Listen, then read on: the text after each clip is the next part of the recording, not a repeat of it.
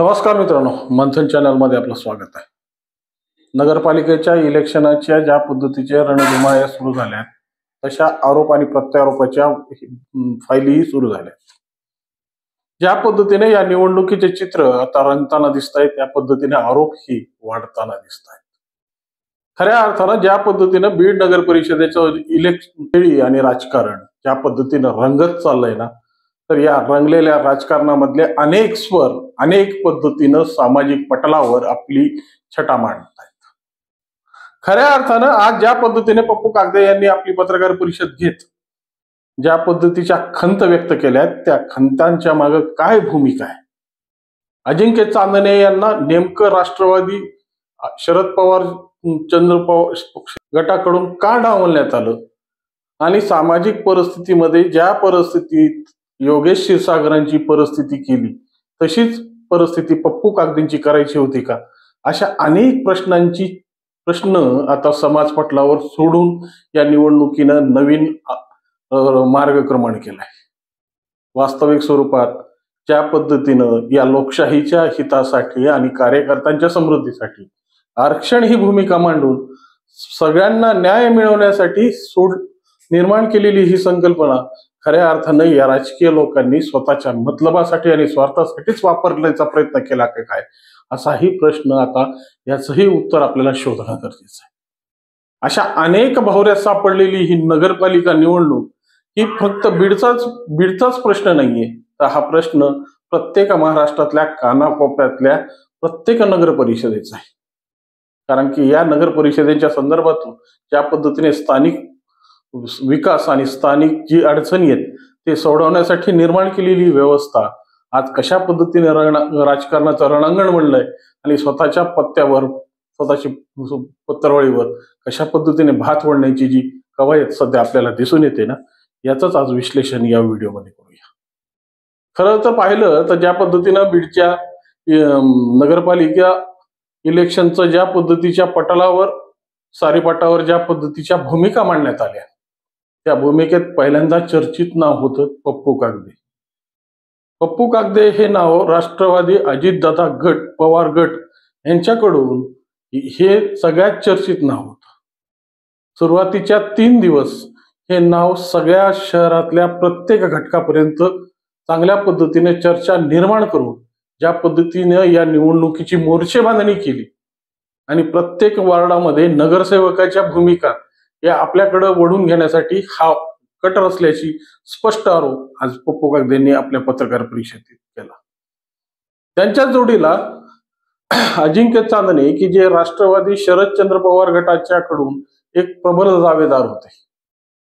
हे दावेदार शेवटच्या टप्प्यापर्यंत म्हणजे हायकमांड कडून आलेल्या यादीतलं नाव सुद्धा अजिंक्य चांदणेच होतं. पण अचानक अशा कोणत्या खेळी झाल्या की ज्या खेळींमुळे हा नाव चर्चेतून बाजूला करण्यात आलं आणि ऐन टायमाला विष्णू वाघमारे यांना याच्यात पुढाकार देण्यात आला. असे अनेक प्रश्न आता या बीड नगरपालिकेच्या रणांगणात आपल्याला पाहायला मिळत आहे. जनतेच्या समोर ही प्रश्न उभे आहेत. कारण की जी चर्चा 2 दिवसापूर्वी होते त्यानंतर ती चर्चा संपून तिसरी चर्चा सुरू होते, असं चित्र आतापर्यंत तरी या लोकल म्हणजे या स्थानिक नगरपालिकेच्या निवडणुकीमध्ये पाहायला मिळत नव्हतं. परंतु या वेळेसच्या निवडणुकीमध्ये हे चित्र खऱ्या अर्थानं लोकशाहीच्या संदर्भातून कशा पद्धतीचे प्रश्न तयार करत आहेत किंवा सत्ता समीकरणामध्ये आपली बाजू अबाधित ठेवण्यासाठी नेत्यांचा हा डाव आहे की काय, अशीच आता जनता बोलू लागली. खऱ्या अर्थानं ही दोन्ही नावं दलित चळवळीमधली सगळ्यात महत्वाची केंद्रबिंदू आहेत. ज्या पद्धतीने पप्पू कागदे हे नाव जर आलं तर रामदास आठवले गट RPI या नावाची चर्चा करायची गरज पडत नाही. बहुस्पर्शी कार्यकर्ता म्हणून या कार्यकर्त्याची ओळख आहे. समाजातल्या प्रत्येक घटकापर्यंत प्रत्येक माणसापर्यंत या माणसाची आपली एक स्वतःचे हितसंबंध यांनी जपण्याचा प्रयत्न केलाय. गेल्या 20 वर्षाच्या राजकारणामध्ये अनेक टप्पे पाहिलेत, अनेक चढ उतार पाहिलेत आणि अनेक चढ उतारातून निर्माण झालेला हा कार्यकर्ता आज राष्ट्रवादी आज राष्ट्रवादी गटाकडून ज्या पद्धतीच्या उमेदवारीसाठी त्यांना पुढे करण्यात आलं होतं, पण ऐन टायमाला ज्या पद्धतीचे इनबॉक्स नावाची संस्था, ही सर्वेअर संस्था कुठली आहे, काय आहे, कशा पद्धतीने केलं याचीही काही ताळमेळ नाहीये. पण या इनबॉक्सच्या माध्यमातून जी सर्वे झाला त्याच्यात 2 नावं या राष्ट्रवादी अजित पवार गटाला मिळाली. त्याच्यातलं एक पप्पू कागदे आणि दुसरा शेख मुजीब यांच्या सासू पारवे यांच्या माध्यमातून ही जी परिस्थिती आखण्यात आली ना, हे खऱ्या अर्थानं सर्वसामान्य कार्यकर्त्याचं बळ घालणं आहे. कारण की ऐन टायमाला काय निर्णय होतील आणि कोणाची वर्णी लागेल हे सांगता येणार नाही, अशा पद्धतीच्या या संकल्पना झाल्या.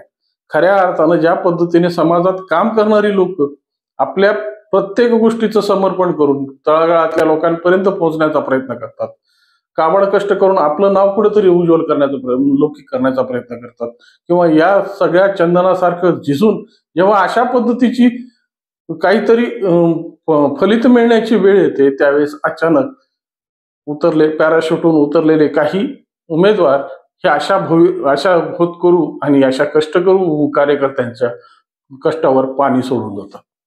खऱ्या अर्थाने ही खंताची बाब आहे, परंतु राजकारण्याच्या या सगळ्या गणितात याची बेरीज आणि वजाबाकी झाली पाहिजे.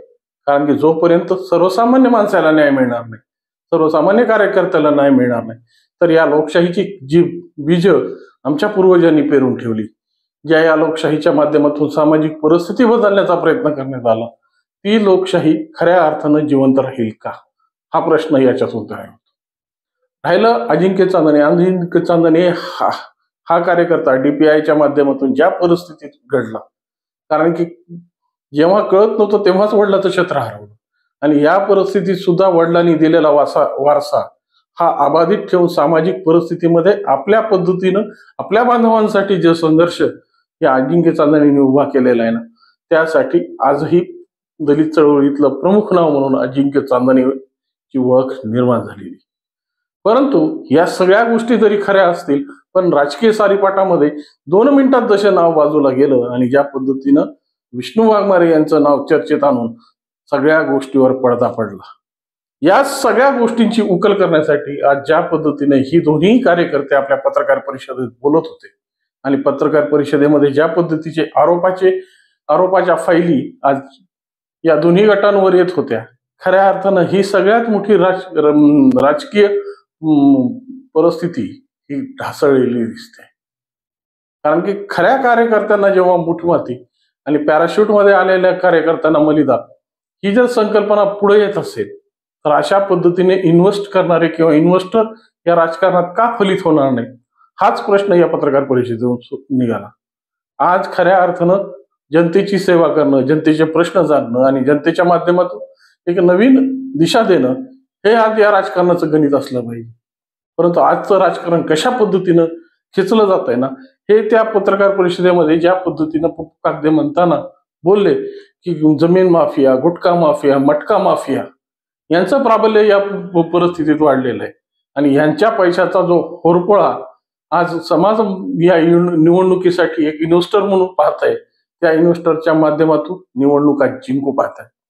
हे जरी आरोप पप्पू कागदेंचे खरे असतील किंवा याच्यावर ज्या पद्धतीचं मंथन व्हायला हवं किंवा ज्या पद्धतीने याची चर्चा व्हायला पाहिजे, ती चर्चा खऱ्या अर्थानं जनतेच्या माध्यमात पत्त्यावर आहे.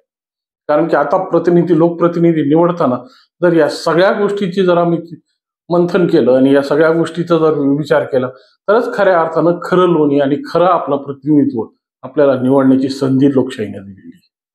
आणि या पद्धतीने जर सामाजिक परिस्थिती हेलावत राहिली, फाटत राहिली आणि अशा पद्धतीचे पॅराशूट मधून येणारे उमेदवार जर येणारे प्रतिनिधी होऊन बसले, तर खऱ्या अर्थानं जनतेची नाळ आणि जनतेचे प्रश्न या लोकांना कळतील का, हाच मोठा सवाल.